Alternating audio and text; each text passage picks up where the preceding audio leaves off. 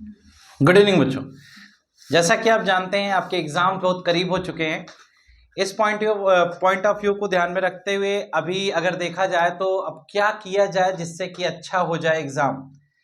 आपको परेशानी इस विषय पर होगी कि कौन से क्वेश्चंस एग्जाम में आ सकते हैं, कौन सा पढ़ा जाए, कौन सा छोड़ दिया जाए, कितने क्वेश्चंस इंपॉर्टेंट हैं, कितना टॉपिक इंपॉर्टेंट है, किस तरह के क्वेश्चंस बन सकते हैं एग्जाम में, पेपर का पैटर्न क्या हो सकता है। तो घबराने का कोई विषय नहीं है। कुछ इंपॉर्टेंट क्वेश्चंस हम आपको आज की इस क्लास में बताएंगे। उम्मीद करता हूं कि आपको अच्छा लगेगा। अच्छा लगने की बहुत बड़ी बात नहीं, अच्छा तो लगना ही पड़ेगा क्योंकि कल परसों नरसों आने वाले किसी भी दिन में आपका एग्जाम है। क्योंकि हर किसी स्कूल का, हर किसी बच्चे का एग्जाम लगातार चल रहा है। तो आप ध्यान दें, आपके यहाँ टोटल 4 चैप्टर हैं केमिस्ट्री में, जैसा कि आप जानते हैं ना। तो 4 चैप्टर हैं जिसमें पहला चैप्टर आपका मैटर इन और सराउंडिंग, दूसरा है is matter around us pure, तीसरा चैप्टर है एटम एंड मॉलिक्यूल और चौथा चैप्टर है स्ट्रक्चर ऑफ एटम। तो अभी हम थर्ड चैप्टर के बारे में बातचीत करते हैं, यानी जो third chapter atom and molecule है आपका, इसमें पॉसिबल क्वेश्चंस का डिस्कशन हम करेंगे। यानी आज की इस क्लास में हम बात ये करने वाले हैं कि वो कौन से क्वेश्चंस बनाए जा सकते हैं, कितने कठिन क्वेश्चन बनाए जा सकते हैं, क्वेश्चन की लैंग्वेज क्या होगी, किस तरह का क्वेश्चन आपके एग्जाम में आ सकता है। इसी के बारे में आज की क्लास में हम आपसे डिस्कशन करेंगे। अगर आपके पास कोई भी रेफरेंस बुक है, एनसीईआरटी बुक है, तो आप उसे ओपन कर लीजिए और साथ ही साथ समझते चलिए, देखते चलिए और पढ़ते भी चलिए। ठीक है, दोबारा पढ़ने के लिए इसे नहीं छोड़ना है। वीडियो अगर आप देख रहे हैं तो इसी के साथ साथ ही क्वेश्चंस का जवाब भी सोचते चलिएगा। हम पॉसिबल इंपॉर्टेंट क्वेश्चंस आपसे डिस्कस कर रहे हैं। तो चलिए स्टार्ट करते। जैसे एटम एंड मॉलिक्यूल चैप्टर है आपका। अब अगर हम इस एटम एंड मॉलिक्यूल चैप्टर की बात करें तो सबसे पहला क्वेश्चन बिल्कुल बेसिक सा क्वेश्चन, अगर very short answer type question आएगा तो वह क्वेश्चन आएगा डिफाइन एटम। पहला क्वेश्चन क्या आएगा? डिफाइन एटम, जिसकी कोई उम्मीद नहीं है, यानी कि इसके आने की संभावनाएं कम होती हैं, लेकिन आपको तो पढ़ना होगा ही ना। तो आपने क्या पढ़ा है? Atom is the smallest unit of matter, यानी कि किसी भी मैटर का वह छोटा सा छोटा पार्ट जिसको फर्दर डिवाइड नहीं किया जा सकता है। पहला क्वेश्चन तो ये आ गया। दूसरा क्वेश्चन ये आ सकता है कि नेम सब एटॉमिक पार्टिकल्स, यानी कि आपसे कहा जाए कि सब एटॉमिक पार्टिकल्स का नाम बताइए। तो सब एटॉमिक पार्टिकल्स में क्या आता है बेटा? इलेक्ट्रॉन आता है, प्रोटॉन आता है, न्यूट्रॉन आता है। यानी इलेक्ट्रॉन निगेटिवली चार्ज है, प्रोटॉन पॉजिटिवली चार्ज है, न्यूट्रॉन हमारा कैसा होता है? न्यूट्रल होता है। तो यानी कि सब एटॉमिक पार्टिकल से रिलेटेड ये क्वेश्चन बनाया जा सकता है। दूसरा क्वेश्चन आ सकता है state law of conservation of mass, यानी आपसे क्वेश्चन पूछा गया कि law of conservation of mass का स्टेटमेंट लिखिए, है ना। आपको स्टेटमेंट लिखना पड़ेगा। आप इसके पहले भी देखे होंगे कि कुछ एग्जाम्स में क्वेश्चन आ चुका है। Law of conservation of mass क्या कहता है? Matter can neither be created nor be destroyed. आप एक तो ये पढ़ते हो। एक law of conservation of mass के अंतर्गत आप ये पढ़ते हो कि मास कंजर्व रहता है किसी भी रिएक्शन के दौरान। आप कहते हो कि mass of reactant is always equal to the mass of product during any balance chemical equation, यानी कि केमिकल इक्वेशन कोई भी आपको दे दिया जाए, अगर वह बैलेंस फॉर्म में है तो रिएक्टेंट का मास हमेशा हमेशा प्रोडक्ट के मास के बराबर होगा। ठीक है। अब जैसे देखो, अगर थोड़ा सा अच्छे लेवल का क्वेश्चन एग्जामिनर बनाकर पूछेगा तो आपसे क्या पूछ सकता है? ज्यादा से ज्यादा क्या पूछेगा? ज्यादा से ज्यादा बेटा सिर्फ ये पूछेगा, एक कोई भी केमिकल इक्वेशन आपको दे देगा, उस केमिकल इक्वेशन को या तो बैलेंस फॉर्म में दे दिया जाएगा या अनबैलेंस केमिकल इक्वेशन दे दिया जाएगा, और पूछेगा कि क्या यह law of conservation of mass को फॉलो करता है।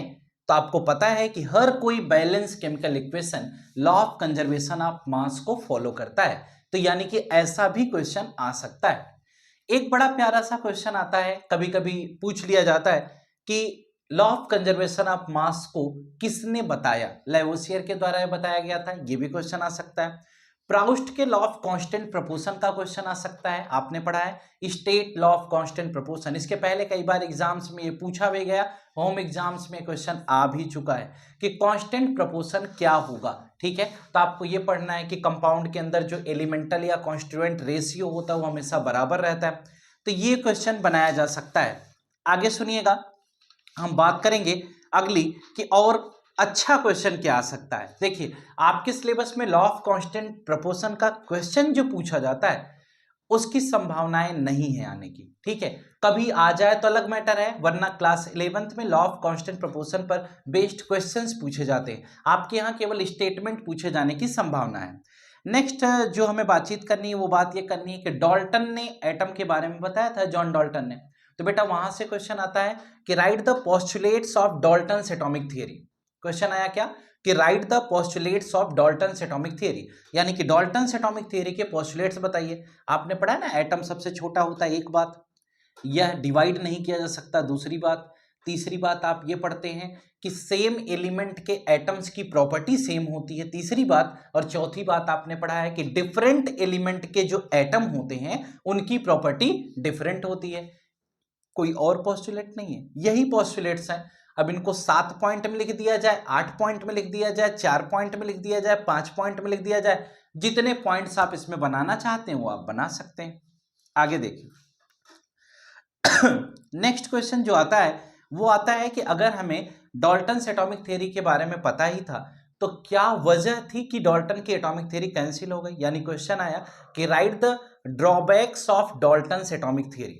बहुत प्यारा सा सवाल है, ड्रॉबैक पूछा गया। देखो बेटा, ड्रॉबैक, एनॉमलीज, कोई भी नाम से आ सकता है। जैसे क्वेश्चन पूछ लिया जाए कि ड्रॉबैक, एनॉमलीज, लिमिटेशन, डीमेरिट, ये क्या है? ये सभी एक ही चीज है, शॉर्ट कमिंग्स।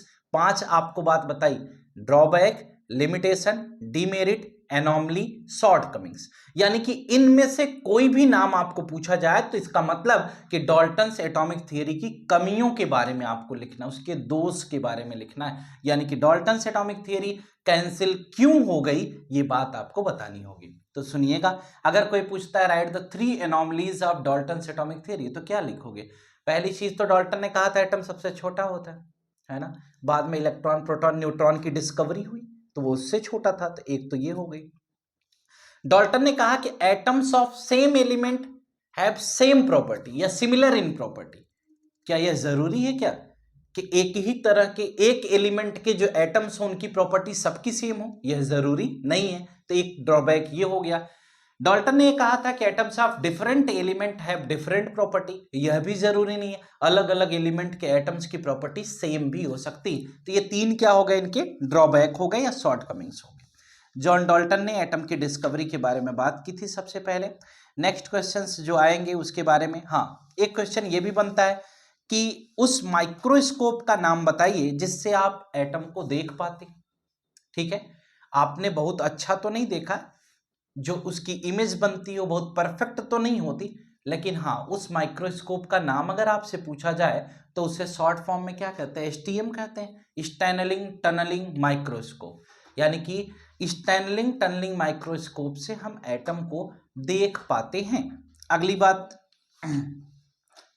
आपको पता होगा कि सिंबल का कॉन्सेप्ट है। डाल्टन सिंबल के बारे में बातचीत हुई कि डाल्टन ने सिंबल के बारे में बताया था, यहां से कोई क्वेश्चन नहीं आएगा। ठीक है, डाल्टन के सिंबल के कॉन्सेप्ट के बाद अगले नंबर पे आता है कि लेटर सिंबल किसे कहते हैं। किसने बताया था? बर्जीलियस ने सबसे पहले बताया था। यह भी क्वेश्चन पूछा जा सकता है कि लेटर सिंबल, यानी कि किसी भी, अगर हम एटम की बात करते हैं तो उसके फर्स्ट लेटर को उसका सिंबल कंसीडर किया जाए, ये बात किसने बताई थी? बर्जीलियस ने बताई थी। ये भी क्वेश्चन आ सकता है, इसे मॉडर्न सिंबल कहा गया। अच्छा, एक क्वेश्चन ये भी आ सकता है कि एएमयू यानी एटॉमिक मास यूनिट। आपको पहले तो ये जानना होगा, किसी एलिमेंट का मास जानने से पहले आपको मालूम होना चाहिए कि एलिमेंट का एक तो नेम जो लिखा जाता है, एक उसका लैटिन नेम होता है। तो लैटिन नेम आप याद करके जाएं एग्जाम में, जैसे सोडियम का लैटिन नेम नाइट्रियम, पोटेशियम का कैलियम हो गया, आयरन का फेरम होता है, कॉपर का क्यूप्रम होता है, लेड का प्लम्बम होता है। ठीक है, इस तरह के आप कुछ लैटिन नेम जरूर याद करके जाएं। ठीक है, जैसे आपके सिलेबस में क्या आ सकता है, बहुत अगर उड़कर क्वेश्चन आया तो क्या आएगा कि right the Latin name of sodium and potassium. ठीक है, सोडियम और पोटेशियम का लैटिन नेम पूछा जा सकता है। तो नाइट्रियम और कैलियम होता है, ये बात आपको पता होनी चाहिए। दूसरी बात, बड़ा प्यारा सा आ सकता है, आईपीएससी एक जगह आपकी बुक में लिखी गई है, तो आईपीएससी का फुल फॉर्म क्या होता है? International union of pure and applied chemistry. ठीक है, इंटरनेशनल लेवल पर केमिस्ट्री को हम किस बेसिस पर पढ़ते हैं, समझते हैं, वह है आईपीएससी। अगली बात आई कि एटॉमिक मास क्या होता है, मोलर मास क्या होता है, ग्राम एटॉमिक मास क्या होता है, ग्राम मोलर मास क्या होता है, ऐसा भी क्वेश्चन आ सकता है। तो एटॉमिक मास को अगर पूछ लिया जाए क्या है, तो हम कहते हैं 1/12 ऑफ C12, ये बात पढ़ते, तो 1 AMU is equal to 1/12 of carbon 12, ये भी मालूम होना चाहिए। ऐसा क्वेश्चन रिलेशन बेस्ड क्वेश्चन आ सकता है कि 1 AMU की वैल्यू क्या होगी, तो इसको भी आपको पढ़ के जाना है, ठीक है, 1 AMU की वैल्यू क्या होगी। अच्छा, आपको ये मालूम होना चाहिए कि आपने एटॉमिक मास जान लिया कि एटम का मास एटॉमिक मास है, ठीक है। ग्राम एटॉमिक मास जब ग्राम में दिया रहेगा, मॉलिक्यूलर मास मतलब किसी मॉलिक्यूल का मास बेटा, ग्राम मॉलिक्यूलर मास मतलब मॉलिक्यूलर मास जब ग्राम में दिया रहेगा। मोलर मास की यूनिट क्या होती है, ग्राम पर मोल होती है। इसका मतलब एक मोल का जो मास होता है वह क्या होता है, वह ग्राम पर मोल लिखा जाता है, उसी को हम मोलर मास कहते हैं। यानी मोलर मास की SI यूनिट ग्राम पर मोल है, यानी जब हम एक मोल सब्सटेंस के मास की बात करते हैं तो वह क्या हो जाता है, वह हमारा ग्राम पर मोल कहलाता है। अगली बात आप समझिएगा, हाँ, उसके बाद आता है कि जैसे देखो एटम एंड मॉलिक्यूल आपका चैप्टर है, तो मॉलिक्यूल किसे कहते हैं, जब दो या दो से अधिक एटम केमिकली कंबाइन हो जाएंगे एक दूसरे के साथ, तो वो क्या कहलाएगा, मॉलिक्यूल कहलाएगा। ये बात आपको मालूम होनी चाहिए। अच्छा, एक बड़ा छोटा सा क्वेश्चन है कि मॉलिक्यूल दो पार्ट में होता है, एक होमो एटॉमिक मॉलिक्यूल होता है, एक हेट्रो एटॉमिक मॉलिक्यूल होता है। यहां से बड़ा प्यारा क्वेश्चन आता है और कंफ्यूज करके चला जाता है, एकदम निपटा देता है बच्चे को। क्यों, मॉलिक्यूल को दो पार्ट में क्लासिफाई किया गया, तो एक को होमो एटॉमिक कहते हैं, एक को हेट्रो एटॉमिक कहते हैं। अब हम आपसे जानना चाहते हैं कि होमो एटॉमिक क्या है और हेट्रो एटॉमिक क्या है। अगर आप ये नहीं जानते हैं तो जानिए, मैं बताता हूं आपको कि होमो किसे कहते हैं और हेट्रो किसे कहते हैं। जैसे Cl2 है, H2 है, O2 है, N2 है, Br2 है, I2 है, F2 है, ठीक है, ये सभी क्या है, ये होमो एटॉमिक है। होमो एटॉमिक का मतलब एक ही तरह के अगर एटम्स उसमें प्रेजेंट होंगे बच्चे, तो उसे हम होमो एटॉमिक मॉलिक्यूल कहते हैं। और डिफरेंट टाइप के अगर एटम होंगे तो उसे हम हेट्रो एटॉमिक मॉलिक्यूल कहते हैं। तो सर फिर हेट्रो एटॉमिक मॉलिक्यूल को ही कंपाउंड कहते हैं क्या, हाँ, ठीक है। तो आपको ये मालूम होना चाहिए कि कंपाउंड कुछ और नहीं, हेट्रो एटॉमिक मॉलिक्यूल को ही कंपाउंड कहते हैं। उसमें भी तो रेशियो फिक्स होता है, जैसे HCl है तो कहते हैं ये HCl मॉलिक्यूल है, H2O है वाटर मॉलिक्यूल है, CO2 है कार्बन डाइऑक्साइड का मॉलिक्यूल है, बोलते तो है ना, लेकिन हम CO2 को कंपाउंड भी तो कहते हैं, तो कंफ्यूज होने की बात नहीं है। जैसे मान लो किसी ने पूछ लिया कि CO2 में कितने मोल कार्बन है, कितने मोल ऑक्सीजन है, या कॉन्स्टिट्यूएंट्स क्या है, पार्टिकल्स क्या है, तो एक कार्बन है, दो ऑक्सीजन है, तो 1 मोल कार्बन हो गया, 2 मोल ऑक्सीजन हो गया। ऐसा भी क्वेश्चन आ सकता है। तो ऐसी चीजें आपको पढ़ करके जाना है आगे।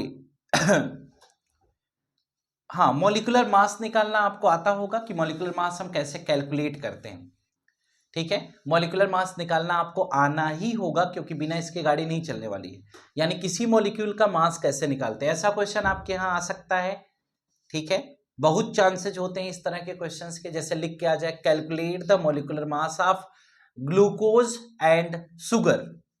अब मान लो ये क्वेश्चन आ गया, अब बेटा इसके लिए तो पहले ग्लूकोज का फॉर्मूला पता होना चाहिए, शुगर का फॉर्मूला पता होना चाहिए। अगर फॉर्मूला नहीं पढ़े हो तो आज पढ़ लेना, नहीं तो एग्जाम में क्वेश्चन नहीं कर पाओगे।